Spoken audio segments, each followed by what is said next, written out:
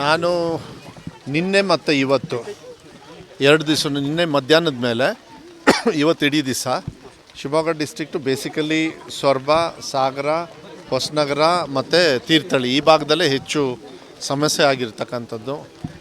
ಮುಳುಗಡೆ ಆಗಿರ್ತಕ್ಕಂಥ ಪ್ರದೇಶ ಇರ್ಬೋದು, ಮನೆಗಳನ್ನು ಕಳ್ಕೊಂಡಿರ್ತಕ್ಕಂಥ. ಇದೀಗ ಸಾಗರದಲ್ಲೇ ಸುಮಾರು 30 ಹೋಗಿದೆ. ಅದರೊಳಗೆ ಒಂದೊಂದು ತಾಲೂಕಲ್ಲಿ ಎಷ್ಟೆಷ್ಟು ಹೋಗಿದೆ ಅಂತ ನನ್ನ ಕ್ಷೇತ್ರದಲ್ಲೂ ಕೂಡ. ಮತ್ತು ಕೆಲವು ರೋಡಲ್ಲಿ ಕಾಮಗಾರಿಗಳು ಕುಸಿತ ಆಗಿರೋದು, ಬ್ರಿಡ್ಜ್ಗಳು ಹಾಳಾಗಿರೋದು, ಬಂಡ್ಗಳು ಹಾಳಾಗಿರೋದು. 2 ತೀರ್ಕೊಂಡು ಹೋಗಿದ್ದಾರೆ. ಅದು ಒಬ್ಬರು ಮೀನು ಹಿಡಿಯೋಕ್ಕೆ ಹೋಗಿ ತೀರ್ಕೊಂಡಿದ್ದು, ಇನ್ನೊಬ್ಬ ಹೊಳೆಯಲ್ಲಿ ಕೊಚ್ಚೋಗಿರೋದು. ಅವ್ರಿಗೆ ಕೂಡ ಒಂದು ಬಾಡಿ ಏನೋ ಸಿಕ್ತು ಅಂತೇಳಿ 2 ಸಿಕ್ಕಿದೆ. ಒಂದು ಬಾಡಿದು ನಂಗೆ ಮೆಸೇಜ್ ಬಂತು. ಇದು ಯೂಶ್ವಲಿ ಈ ಮಳೆಗಾಲದ ಸಂದರ್ಭದಲ್ಲಿ ಸ್ವಲ್ಪ ನಾನು ಒಂದೇ ಮನವಿ ಮಾಡೋದು, ಜನರಿಗೆ ಸ್ವಲ್ಪ ಜವಾಬ್ದಾರಿಯುತವಾಗಿ ಇರಬೇಕಾಗ್ತದೆ. ಅದಕ್ಕೆ ನನ್ನ ಇಲಾಖೆಯಿಂದ ನಾನು ಸ್ವಲ್ಪ ನೋಡಿಕೊಂಡು DC ಅವ್ರಿಗೆ ಮತ್ತು ತಹಸೀಲ್ದಾರಿಗೆಲ್ಲ ನೀವೇ ಡಿಸಿಷನ್ ತಗೊಳ್ಳಿ. ಯಾಕೆಂದರೆ ಮಕ್ಕಳು ಓಡಾಡ್ತಿರ್ತಾರೆ, ಸಂಖ್ಯೆಗಳು ಜಾಸ್ತಿ ಇರ್ತವೆ.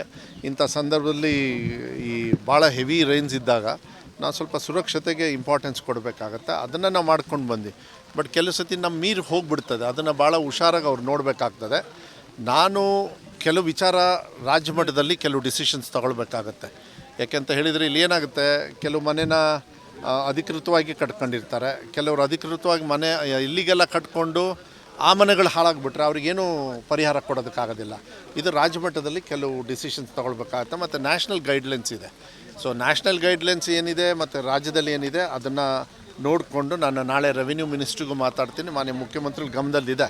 ನಾವು ಕ್ಯಾಬಿನೆಟಲ್ಲೂ ಮಾತಾಡಿದ್ವಿ ಮತ್ತು DC ಅವ್ರ ಕಾನ್ಫರೆನ್ಸು ಮತ್ತು CEO ಅವ್ರ ಕಾನ್ಫರೆನ್ಸಲ್ಲೆಲ್ಲ CM ಅವರು ಕೂಡ ಇದನ್ನ ಗಮನನ ತೊಗೊಂಡಿದ್ದಾರೆ. ನಾವು ಏನು ಮಾಡ್ಬೋದು, ಏನೇನು ಹೆಲ್ಪ್ ಮಾಡ್ಬೋದು ಅಂಥೇಳಿ. ಸೊ ಇದಕ್ಕೇನೆಂದರೆ ಇದಕ್ಕೆಲ್ಲ ಕೆಲವು ಸತಿ ಪರಿಹಾರ ಪರ್ಮನೆಂಟ್ ಏನು ಸೊಲ್ಯೂಷನ್ಸ್ ಇಲ್ಲ. ಇಂಥ ಸಂದರ್ಭದಲ್ಲಿ ಸ್ವಲ್ಪ ಹುಷಾರಾಗಿ ನೋಡಬೇಕಾಗತ್ತೆ.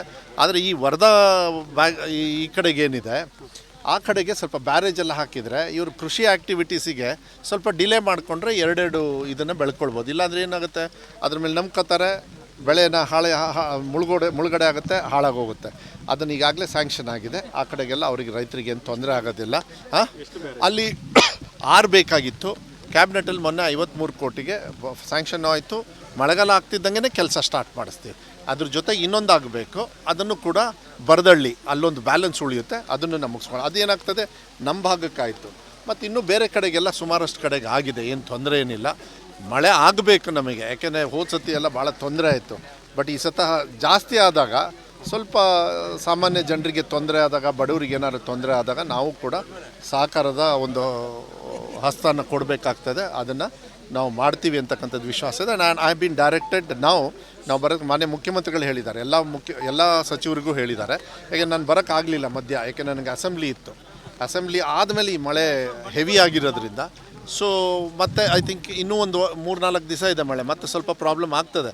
ಜನರು ಕೂಡ ಹುಷಾರಾಗಿರ್ರಿ ಸ್ವಲ್ಪ, ಯಾಕೆಂದರೆ ಜೀವ ಕಳ್ಕೊಂಬಿಟ್ರೆ ಮತ್ತೆ ಅದು ಸಿಗೋದಿಲ್ಲ. ಅದಕ್ಕೆ ಸ್ವಲ್ಪ ಜವಾಬ್ದಾರಿಯುತವಾಗಿ ಇರಲಿ ಅಂಥೇಳಿ ನಾನು ಮನವಿಯನ್ನು ಮಾಡಲಿಕ್ಕೆ ಇಷ್ಟಪಡ್ತೀನಿ. ಮತ್ತು ಎಲ್ಲ ಇಲಾಖೆಯವರು ಕೂಡ ಕಂಪ್ಲೀಟ್ಲಿ ದೇ ಆರ್ ಅವೇರ್, ಎಲ್ಲ ಅವರು ಅಲರ್ಟ್ ಆಗಿದ್ದಾರೆ.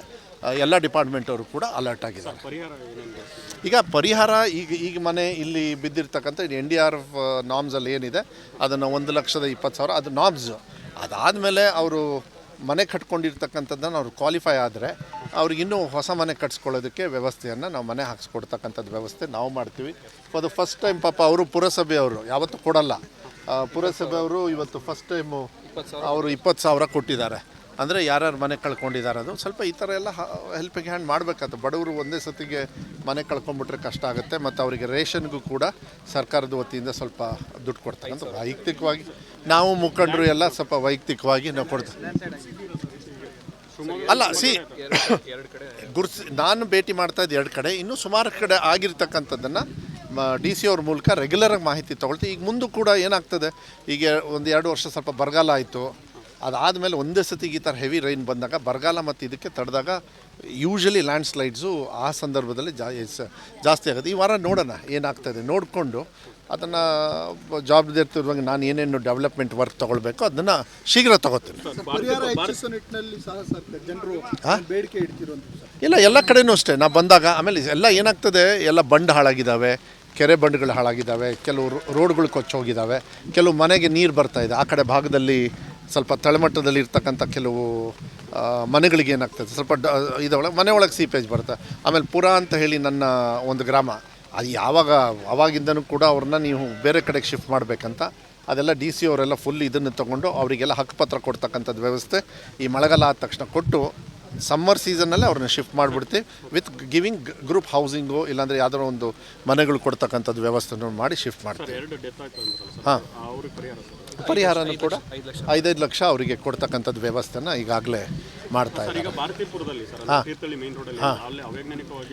ಹೌದು, ಈಗ ನಾನು ವಿಸಿಟ್ ಮಾಡ್ತೀನಿ. ನೀವು ವಿಶ್ವಾಸ ಇಟ್ಕೊಳ್ಳಿ, ಸರ್ಕಾರದ ಟ್ಯಾಕ್ಸ್ ಹಣದಲ್ಲಿ ಇಲ್ಲ ಸರ್ಕಾರದ ಹಣದಲ್ಲಿ ಜನರು ಟ್ಯಾಕ್ಸ್ ಕಟ್ಟಿರ್ತಕ್ಕಂಥದ್ದು ಯಾವ್ದಾದ್ರು ಕಳಪೆ ಕಾಮಗಾರಿ ಆದರೆ ಅದು ಬರೀ ನನ್ನ ಕ್ಷೇತ್ರದಲ್ಲ, ಬರೀ ಶಿವಮೊಗ್ಗ ಜಿಲ್ಲೆಯಲ್ಲ, ಇಡೀ ರಾಜ್ಯದಲ್ಲಿ ಅವ್ರ ಮೇಲೆ ಆ್ಯಕ್ಷನ್ ತೊಗೊಳ್ಬೇಕು ಅಂಥೇಳಿ ಮಾನ್ಯ ಮುಖ್ಯಮಂತ್ರಿಗಳು ಸ್ಟ್ಯಾಂಡರ್ಡ್ ಇನ್ಸ್ಟ್ರಕ್ಷನ್ಸ್ ಕೊಟ್ಟಿದ್ದಾರೆ. ಅದು ಬರೀ ನಾನಲ್ಲ, ಅದು ಅಧಿಕಾರಿ ವರ್ಗದವರಿಗೆ ಅದು ಹೋಗಿದೆ. I think they will take the action and they have to report to that, they will do that.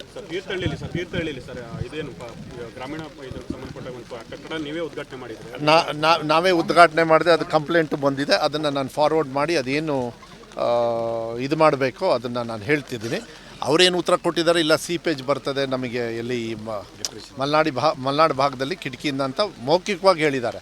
ಅದನ್ನು ರೈಟಿಂಗಲ್ಲಿ ಕೊಟ್ಟ ಮೇಲೆ ನಾನು ಏನು ಆ್ಯಕ್ಷನ್ ತೊಗೊಳ್ಬೇಕೋ ಅದನ್ನು ಇಲಾಖೆ ವತಿಯಿಂದ ಅವ್ರು ತೊಗೊಳ್ತಾರೆ. ತುಂಬ ಇದೆ ಈ ಸತಿ. ಅದನ್ನೆಲ್ಲ report I think I need about 1.5-2 months. ನನ್ನ ಜಿಲ್ಲೆದೆ, ಬರೀ ನನ್ನ ಕ್ಷೇತ್ರದ ಮಾಡೋದಿಲ್ಲ. ನನ್ನ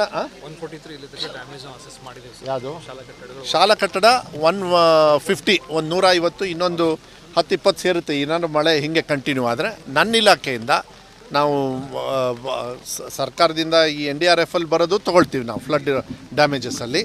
ಪ್ಲಸ್ ನನ್ನ ಇಲಾಖೆಯಿಂದನೂ ಕೂಡ ನಂಗೆ ಕೊಡೋದಕ್ಕೆ ಸಾಕಷ್ಟು ಇದಾವೆ. ನಾನು ನನ್ನ ಜಿಲ್ಲೆಗೆ ಸ್ವಲ್ಪ ಬೇರೆ ಜಿಲ್ಲೆಯವ್ರಿಗೆ ಕೊಟ್ಟಂಗೆ ಇಲ್ಲೂ ಕೂಡ ನಾವು ಕೊಡ್ತಕ್ಕಂಥದ್ದು ವ್ಯವಸ್ಥೆನ ನಾವು ಮಾಡ್ತೇವೆ. 2 ಕಡೆ ಮಾಡಿದ್ದಾರೆ. ನಾವು ಒಂದು ಕಡೆಗೆ ಹೋಗಿ ಬಂದೆ ಈಗ, ಮತ್ತು ಪುರ ಅಲ್ಲೂ ಕೂಡ ಮಾಡಿದ್ದೀವಿ. ಅವ್ರು ಸ್ವಲ್ಪ ಬರೋಕ್ಕೆ ಇದು ಮಾಡಿದರು. ಆಮೇಲೆ ನಾನು ಮುಖಂಡರಿಗೆಲ್ಲ ಹೇಳಿ ಹಂಗೆ ಮಾಡಬಾರ್ದು, ಯಾಕೆಂದರೆ ಮಳೆ ನೀರು ಬಂದುಬಿಟ್ರೆ ಅವರು ಸಿಕ್ಕಾಕೊಂಡ್ಬಿಡ್ತಾರೆ, ತೊಂದರೆ ಆಗಬಾರ್ದು. ಯಾವುದೇ ಥರದ ಅದೇ ನಾನು ಹೇಳಿದ್ದಲ್ಲ, ಏನಾದ್ರು ಜೀವಕ್ಕೆ ಹಾನಿ ಆಗುತ್ತೆ ಅಂದರೆ ತಕ್ಷಣ ಡಿಸಿಷನ್ಸ್ನ ಡಿಸ್ಟ್ರಿಕ್ಟ್ ಆಫೀಸಿಂದ ತೊಗೊಂಡು ಅವರು ಡಿಸಿಷನ್ಸ್ ತೊಗೊಳ್ತಾ ಇದ್ದಾರೆ, ಸೂಕ್ಷ್ಮದವ್ರೆ. ಬಟ್ ಎಷ್ಟಾದ್ರೂ ನಾನು ಜನರಿಗೆ ರಿಕ್ವೆಸ್ಟ್ ಮಾಡ್ತೀನಿ, ಸ್ವಲ್ಪ ಸುರಕ್ಷಿತವಾಗಿರ್ರಿ. ಯಾಕೆಂದರೆ ನಿಮ್ಮ ಜೀವ ಕಾಪಾಡ್ತಕ್ಕಂಥದ್ದು ಜವಾಬ್ದಾರಿ ಫಸ್ಟ್ ನಿಮ್ಮ ಕೈಲೇ ಇರ್ತದೆ. ಆಮೇಲೆ ನಾವು ಯಾವತ್ತೂ ಕೂಡ ಎಲ್ಲರೂ ಕೂಡ ನಿಮ್ಮ ಜೊತೆಗೆ ಸೇರ್ತೀವಿ ಅಂತ ಹೇಳಲಿಕ್ಕೆ ಇಷ್ಟಪಡ್ತೇನೆ. SDRF ಇಂದ ಸ್ಟೇಟ್ ಇದ್ರದ್ದು 15 ಜನರು ಬಂದಿದ್ದಾರೆ. I think they will get into action and guide the district officers.